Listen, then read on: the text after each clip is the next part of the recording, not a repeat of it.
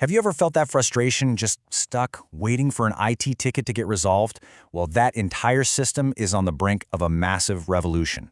We're going to explore how IT support is evolving from a pretty simple chatbot into, well, a high-performance command center for business. Let's dive in. So, I want you to really think about this. A company's IT support is its flight control system, right? It's what determines whether you soar with incredible efficiency or just stay grounded by all that technical debt. And right now, that whole system is undergoing a fundamental redesign. And here's why this matters so much.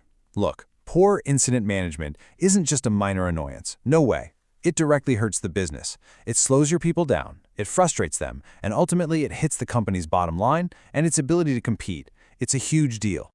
So, the solution is this clear, 4-level flight plan. We're going to start with basic assistance, then move up to human-led supervision, then climb to controlled autonomy, and finally, we arrive at full command, where the technicians are literally piloting the entire system. This is the journey we're taking in this explainer. Okay, so before we take off, let's just take a look around the ground floor. This is the traditional IT support model. And let's be honest, for most companies, it's a major bottleneck of frustration and delays. The pressures down here are just immense. You're trying to keep all the services running without any interruption. You're trying to give users a fast and, positive experience. You're trying to keep costs down, and you have to stay competitive.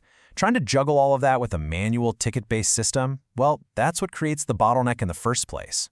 All right, it's time to start the climb. Here's how we move through these 4 levels of automation.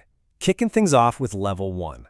So, level 1 introduces the assistance chatbot. Now, this isn't about replacing the human technician, not at all. It's about empowering them. Think of the chatbot as an instant guide, kind of like a co-pilot that helps the technician find the right procedure fast. And notice this clear division of labor here. The chatbot finds the info, but the human technician executes the fix. This immediately makes even junior technicians way more effective, and it speeds up the whole support queue, all without taking away that human control. Now let's move up to level 2 and see how this thing builds. Here, that assistant starts to evolve into what we call a supervised digital operator. So it's not just finding information anymore, it's actually starting to do things, but always with a human watching over it. Now this is the critical shift. The digital operator now proposes the fix and then executes it, while the technician's role changes to become a validator.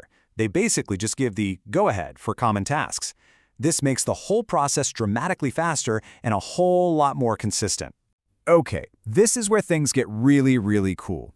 At level 3, we reach autonomy. The digital operator can now act completely on its own, without waiting for a human to give it the thumbs up. But, and this is absolutely key, only within a very strictly defined perimeter. So the crucial point here is that this autonomy is only for low-complexity, low-impact stuff. We're talking about things like password resets or clearing a browser cache. The system is built with really explicit guardrails, complete traceability for every single action, and an immediate fallback to a human if anything seems even slightly off script. I mean, the difference for the user is just night and day. Before, you're locked out, you log a ticket, you sit there and wait. Now, you get your password reset in seconds and you're right back to work. This isn't just an efficiency gain, it's a massive improvement to the employee experience. So we've automated all the simple, repetitive stuff. But what happens to the humans? This is honestly the most important part of the story. The technology doesn't replace them, it elevates them. It turns the technician into a pilot. Welcome to level 4, the supervisor technician. At this stage, the human is no longer down in the trenches fixing individual tickets. They are now in the cockpit, supervising the entire automated system from a high level. This quote from the source material just captures it perfectly. This is an evolution of skills, not an elimination of jobs. The focus shifts from these small tactical fixes to big picture strategic oversight. It's just a more valuable and way more engaging role. And yeah, this new role requires a completely new skill set. They're moving from tactical fixes to strategic oversight, reading dashboards, analyzing key metrics. Things like MTTA, that's mean time to acknowledge, which basically tracks how responsive you are. And MTTR, mean time to resolution, which measures your overall speed. This is a shift from being a mechanic to being a flight controller, an incredibly valuable leap in skills. So after this whole journey from the ground floor all the way up to the cockpit, what's the ultimate impact? Well, what we see is this incredible chain reaction of benefits that elevates the entire organization. It creates a true win-win-win scenario. It's not a zero-sum game. Users get practically instant service. The business boosts its productivity and competitiveness. And the IT teams?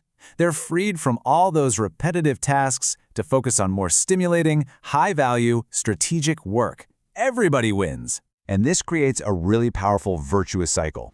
See, better technology drives better business performance, which in turn fosters more skilled and engaged employees. And then those employees use that tech to deliver even better service. The entire system just starts improving itself over and over again. But this ascent, it isn't over. Once you're resolving declared issues this effectively, the next real frontier is to stop them from happening in the first place.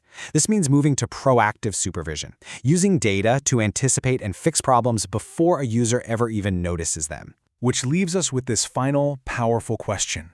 Once you've transformed your IT support from a reactive service desk into a proactive, supervised system, the possibilities are just incredible.